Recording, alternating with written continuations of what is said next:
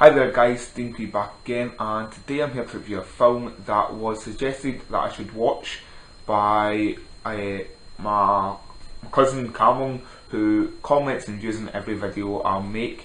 So he told me you should give this film a watch, he quite likes it. It's a film called Blowout from 1981. This is the Steelbook Blu-ray edition. I ended up buying this Steelbook Blu-ray Arrow Video version because it was 20p cheaper than the standard Arrow version. But watched it last night now, and I have to say I wasn't impressed by it. I seen the trailer for when it came out. I seen the trailer after they asked me to review it. I checked the trailer out. It looked alright. The trailer looked quite good, so that's why I bought it. And I have to say, fortunately, I wasn't a big fan of it. It features John Travolta, who I quite like. John Travolta. I love Grace. I love Face Off. That's kinda it. But I like John Travolta, and Nancy Allen's in it. And only time I've ever liked Nancy Allen was in Carrie, when she was playing the rival lassie in Carrie alongside John Travolta. And another Brian De Palma film. That's who directed this film. The other person in it, and I laughed as soon as I seen him, was John Lithgow playing a sort of serial killer. And every time I see him, all I think is Harry and the Hendersons, and that was me. I was in actual tears. In fact, he was just there. But I would say he was the best part of the film. His psycho bit was quite nuts. Basically, the film is about John Travolta's character, who is a sound editor, sound person for films.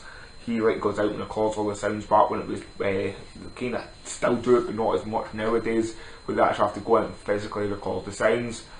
And this before the internet was ever created, so they didn't have to. They couldn't just go online and find these sounds. And one night he went out to record random sounds of the area, and he heard a car coming along, and he heard a bang, and the car came off the road into the lake. The guy in the car died, and he saved the woman in the car, who was Nancy Allen. Turns out the guy in the car was he was going to be running for he was going to run for something. I think it was the president or something. He was going to run for Congress anyway, and he ended up getting killed, so he couldn't run for it. And so they decided, let's cover it up. Let's cover up the fact that it was out with Nancy Allen, who was a prostitute, and this guy was married with kids. So they decided, let's pretend it didn't happen. Let's pretend he'd come off the road by mistake.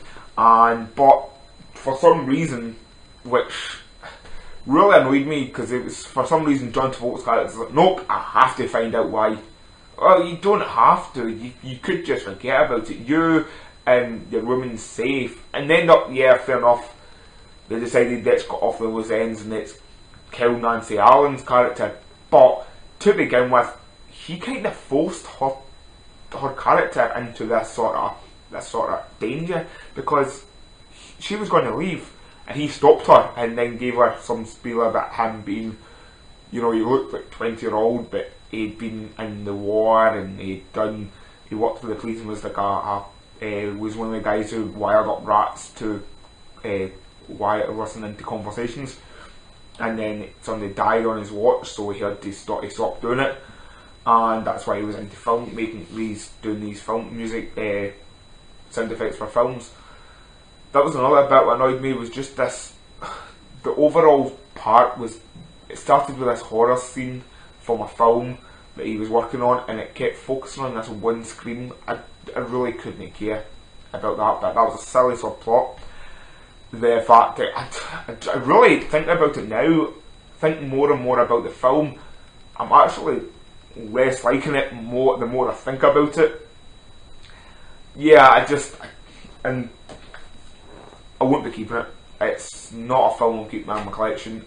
Usually I've got a couple of films that I've bought, watched, thought they were pretty crappy, but kept them anyway. This film, I don't think I'll watch it again. The only bit I liked was near the end, actually, where he's wired up Nancy Allen's character to just in case, and it turns out it was John Lithgow's character who's out to assassinate her, and he's chasing after her, and then there's this silly car crash and he's knocked out for like 3 hours, but she's still not dead yet. And then they go up into he finally finds her as John Lithgow's character's strangling her out, and he walks up and kills her, and then John Travolta's character starts to lose it, and then it ends, which personally, see if they cut out half the film and just made it with John Travolta losing it. John Travolta showed how great an actor is in that 2 moments of him showing how great an actor is, but you losing it, being the concrete.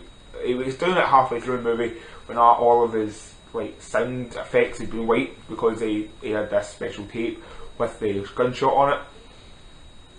That bit was fantastic. Just running about the camera, fair enough, the camera kept spinning. That kept annoying me, but it worked for the scene. That was a well done bit for the film. But all in all, yeah, I'm very sorry for anybody who likes this film.